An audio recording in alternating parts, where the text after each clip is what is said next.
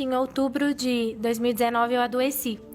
E foi muito, assim, assustador, porque foi do nada. E quando eu fui tomar banho, eu tirei a roupa e eu assustei, porque eu tava cheia de hematomas. Parecia que eu tinha sido atropelada. E nessa hora, minha mãe se desesperou. Ela falou assim, filha, vai pro hospital agora. E eu fui pro hospital. E aí, quando eu fui mostrar pro médico os hematomas já tinham se quadruplicado. E eles nasciam hematomas na frente dos médicos. E o médico nunca tinha visto aquilo. E aí ele, só um minuto que eu vou chamar outro médico. E aí veio esse médico, ele, só um minuto que eu vou chamar outro médico. E começou a chamar um, outro, até que já tinham vindo 15 médicos. E nenhum dos médicos sabiam o que eu tinha. E a gente começou a procurar os melhores médicos que a gente podia. E eu fazia exames, tinha um dia que eu fazia 75 exames. E nada, ninguém sabia o que eu tinha. E tipo, a gente já tinha procurado os melhores médicos do Brasil. E sentar na frente de um dos melhores. E ele falou assim, olha, tem coisas que a medicina não é capaz de explicar. Tem doenças que a gente não entende. E o que a gente entendeu, a gente fez os exames mais tops, os mais avançados. E tudo consta como inconclusivo. Tem doenças que a medicina ainda não sabe que existe. E a gente não consegue explicar o que a filha de vocês tem. E aí a gente entrou no carro para voltar para Belo Horizonte, para procurar outro médico, ou hospital, ou qualquer coisa do tipo. E nisso que a gente foi voltar, o Senhor me deu uma visão. E nessa visão eu via o meu irmão pequenininho no consultório de um médico. E eu via o meu irmão entrando lá, meu pai e minha mãe, e a conversa acontecendo, e eu lia na porta o nome desse médico, Dr. Bernardo Gontijo. E de repente eu acordei da visão e o Espírito Santo falou assim comigo, você tem que ir nesse médico. E quando eu cheguei lá, ele é um médico de doenças raras. E só que nesse tempo, com tudo isso acontecendo, eu já decidi que eu ia voltar a viver normal, entendeu? Bem doida, né? E eu tomei essa decisão. Falei, eu vou voltar a fazer o que Deus me mandou fazer. Eu vou servir. Eu tô doente, mas Deus continua curando. Eu tô com problema, mas Deus resolve os problemas. Porque não tem cura, Deus tem milagre.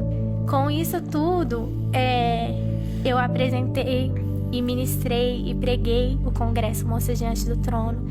Profetizei cura para muitas jovens. Orei por muitas jovens, porque eu entendo que não é porque eu tô doente que Deus não é um Deus que cura. Deus é independente como eu esteja. Ele sempre é. E nesse processo todo, eu recebo uma ligação de uma pastora de Manaus, de uma agenda que estava marcada, né, antes de eu adoecer. E ela falou assim, oi Lu, tudo bem? Eu tô ligando pra... Aí eu pensei, né, cancelar, Covid. Ela falou assim, pra confirmar. E aí eu tava pronta pra falar com ela, né, pastora? Infelizmente eu não vou poder ir e tudo. E aí quando eu fui falar com ela, o Espírito Santo falou assim comigo, você vai. E quando eu cheguei, essa é a parte mais linda. Quando eu cheguei, tinha uma salinha, sala pastoral, assim, né? O pessoal chama de sala VIP, mas eu não gosto desse termo. Aí tinha a sala ali e quando eu entrei, tinha um cara tomando soro na veia. O que eu achei que era soro na veia. E uma enfermeira. E eu falei assim, o senhor passou mal? E esse cara virou e falou assim, não, eu não passei mal, não. Eu tô fazendo minha última sessão de quimioterapia. Eu falei, quê? Ele falou assim, eu não quis deixar de vir. E eu tenho um câncer terminal. Eu tenho um câncer de 11 centímetros. E eu vim pra cá e eu tô fazendo minha última sessão de quimio. E quando ele falou isso, eu esqueci que eu tava doente. E eu saí correndo, eu ajoelhei nos pés dele e eu comecei a orar. E eu orava, eu falava, Senhor, cura a vida desse homem, Deus, cura a vida desse homem. O Senhor morreu na cruz pelas nossas dores e enfermidades também, Senhor, cura a vida dele. E eu orava por ele e de repente a pastora encostou em mim, ela falou assim, Lu, sua banda já tá lá em cima, os meninos já estão tocando. Eu saí correndo, eu falei assim, você tá curado, você crê? Aí ele, amém. E eu saí correndo e fui ministrar.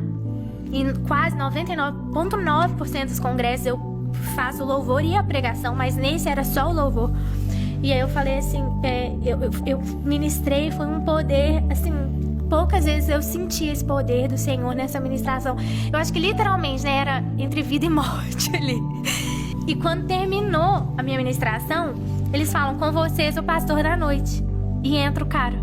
ele vira e fala assim, ó, tem 11 anos que eu luto contra o câncer e eu já tô no estágio terminal, mas enquanto eu viver eu vou fazer o que Deus me chamou pra fazer. E ele começou a pregar e eu lembro que eu falei, nossa, 11 anos que as pessoas oram por ele, quem sou eu? E saímos de lá, eu voltei, né, pro lugar onde eu tava, e quando eu fui tomar banho, assim como no começo desse testemunho, eu tirei a roupa e eu não tinha mais nenhum hematoma. Enquanto eu orava para que outra pessoa fosse curada, Deus me curou. E o mais lindo, pastor, é que quando eu voltei, eu liguei pro meu médico, eu falei assim, doutor, eu fui curada. E ele falou assim, olha, não tem como, você tá tomando seus antidepressivos? Ele tinha me dado pra eu entender a situação. Eu falei, não tô, porque eu não tô precisando disso. Eu falei assim, eu fui curada. Ele falou, não tem jeito de você ter sido curada, isso é uma doença que não tem cura. Eu falei, quando eu voltar, você vai me ver, eu fui curada. E quando eu voltei, ele e os 15 médicos atestaram que eu fui a primeira pessoa a ser curada dessa doença. E pra finalizar, nesse dia que eu recebi o atestado de cura, e eu recebo um WhatsApp. E esse WhatsApp falava assim, oi Lu, tudo bem? É o pastor que ministrou com você em Manaus.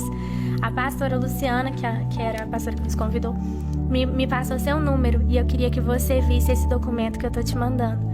E quando eu abri o documento, falava assim, e nenhuma célula cancerígena se encontra mais presente. Meu!